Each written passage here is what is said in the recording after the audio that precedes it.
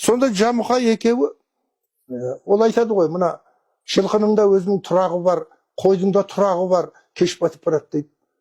Анаң не тұспылдап отырғаны кім түсінбейді. Шыңғысхан сөйтеді де шешесіне мынау айтып отырғанда бөрте ортадан киіп кетеді. Осы досыңыздың пиғылы бізге деген бұзылды жаман. Осы аман бірдемеге ұшырамай тұрғанда аман есен кетсе қайтады дейді ғой. Сөйтеді де бүтінде көшеді ғой. Көшеді дағы Жасылкөл деген жерге барады. Көк Нор дейді. Көгі көк Норы көл ғой енді. Бұл Жасылкөл қазір Жаркенттің желкесінде тұр. Бұл мұны Шұбардан кетті. Бұны бұрын жұбыр деп оқитынбыз.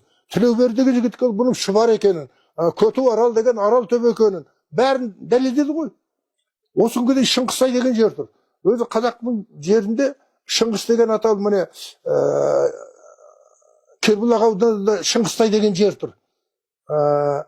Абай облысында Шыңғыстай тұр. Шығыс Қазақстанда Қотанқарағайда Шыңғыстай тұр, Оралхан туған жер. Осының бір бекерден бекер қойылмайды ғой. Шыңғыс туды дейді ғой, моңғол халқы Шыңғыстың атында бірде бір жер жоқ. Неге оның бәрі қазақта болады? Өнен кейін бүкіл нелерді айтады. Шыңғыс жалайырлардың бір тарауы Уранхайлар дейді. Қазіргі Сібірде Уранхай болып жүр ғой. Мына Саха несінің жартысы Уранхай, олардың қайдан шыққандай орыстар, сендер бірдемесіңдер, бурятсыңдар, бірдеңіз олардың басын шатастырады. Түркістан облысында Сауран деген аудан бар. Сонда Уранхай деген ауыл бар. Бір деп қой. Жаркенттің жегесінде Бұрқан тау деген тау бар өзінің есінде. Оның иесі Бұрқан. Уранхай. Уранхайлық Бұрқан деген кісі. Бұны екі деп қой. Марқакөл деген көл бар Абай ауданында. Марқакөл деген жерде Оралханның ауылы екі арасы жақын ғой, анау Күршімде, қазір Күршім жерінде қалды. Соның Марқакөлдің шығысында Уранхай деген үлкен ауыл тұр. Оқ-жетпеске қарай Көкшетау облысы. Оның ар жағында Уранхай деген ауыл тұр. 4-7 Уранхайдың аты тұр. Бұл қалай қалмақ болады? Бүкіл қолжазбада дейді. Жалайырдың бір ұруы Уранхайлық дейді. Бұны енді мен ойлап тұрмын, тұр ғой жазбада, сол кездің жазбасында тұр. Қара. Желме деген батыры бар. Оның інісі Сүметей деген бар, Сүметей. Екеуі де сол Уранхайлық. Жаңағы Қытайдың елшісін айтып отырған дұрыс қой. Оның бүкіл батырларының бәрі өзінің татарлары дейді, және жабайы татарлары. Жаңа Бауыршы деген о да жалайыр болады, Жамұқа о да жалайыр болады. Содан 1,5 жылдан кейін ана біртінде көшіп кетті ғой. Сонда бүкіл ненің айтады? Бұған енді дейді, Жамұқадан бөлініп бәрі Теміршынға қосылды дейді. Шыңғысханның шын аты Теміршын. Оны Сәкен Сайфуллин де жазған, Қазанғап Байбол да жазған, Қазыбек Тауасар да шыққан, кеше қайтыс болған Мағауин де жазып кетті. Міне енді осының бәрін қара. Содан бәрі Көкнорға келіп, Теміршынға, Шыңғысханға қосылып, көп жұрт болды. Өзі жалайырдың бәрі кетіп жатыр ғой. Азақ адам қалады кімнің?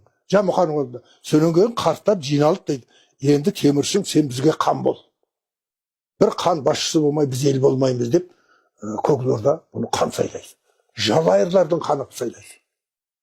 Ал енді өзің ойла. Жалайырдың қаны деп сайлайды. Сонан кейін кімге барады? Жамұқа. Жамұқа оған ренжиді ғой. Екеуміз бірге жүргенде қан сайламай, енді екеуміз біргенде неге сайлайсыңдар деп ренжиді. Ана қандықтан. Екеуінің арасында қандық бақталастық бар ғой. Жалайырлар өте көп болған. Оны Қадырғали Жалайыр да айтады, Рашид Айдын да айтады. 70 күрен дейді. Әрбір күренде 1000 үй дейді. 70 000 үй ма? Әр үйде 6 бала ол кезде, 6-7. Тіпті 10 бала, 9 бала, соның орташа есебін 6 деп ал. Сонда қанша? 42, 420 000 болады. 500 000 ғой.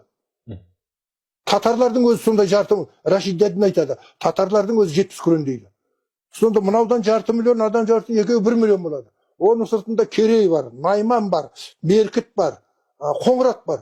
Олардың өзі сонда 2 миллионнан астам адамы бар Шыңғысханның. Ол көз үшін бұл үлкен халық. Оны әлемді билеу үшін Шыңғысханның жағдайы бар. Халқа моңғол деген ол кезде жоқ. Рашид әддінде тізімін береді ол кездердің. Қадырғали Жалайыри да береді, Әбілғазы бабамыз да береді. Моңғолдың құпия жүйесінде де кімге кімнің қосылғанын. Жаңа Жамұқадан бөлінгеннен кейін Жалайырдан көрген Жалайырлардың тайпасының бәрін атап береді әр кезде. Алтын топшыда тіпті сол кезде 12 қан болды дейді. 12 қанды кім бастағаны, қай жерде болған, онда да айтады. Осылардың бәрін оқысаң, оның Жалайыр екенін ешкім таласпайды. Неге ол Жалайыр екенін айтсаң, сен ұлтшыл болуың керек. Неге ол ұлтшыл болуың керек? Мен оны түсінбеймін. Тарих қой. Тарихты өтірік бұрмалауға, саясатқа бұрмалауға болмайды. Қалай жазылды, солай болу керек. Кімнің Қадырғали Жалайыридің өзінің ана оң ішінде кітабының атын Жамиғат Тауарих деп қойған, кітабының атын өзі қоймаған, оны Березин қойған. Жамиғат Тауарих деп қояйық деп. Сонда айтады, Жалайыр елінің баяны дейді. Сонда ашып отыр ғой, бәрінің Жалайырдан шыққан. Оны оқымай енді қалай тарихшылардың тарихшы болады, мен түсінбеймін. Бұл дауласатын нәрсе емес Шыңғысхан. Өйткені бәрінде жазылып тұр. Міне жаңағы Моңғолдың құпия жүйесінде тұр, Шыңғысханның құзауырында тұр, Сокровенное сказание Моңғолда тұр, Алтын топшада тұр, кімнің Рашид әддінде тұр, Қадырғали Жалайырда тұр, Әбілғазы бабамыз 7 кітап мінетіміз. 7 кітап тыңдамайтын қандай тарихшы ол? Несі тарихшы әрбірден кейін? Ол халыққа іріткі салушы. Сенің тарихыңды бүлдіруші ол тарихшымыз.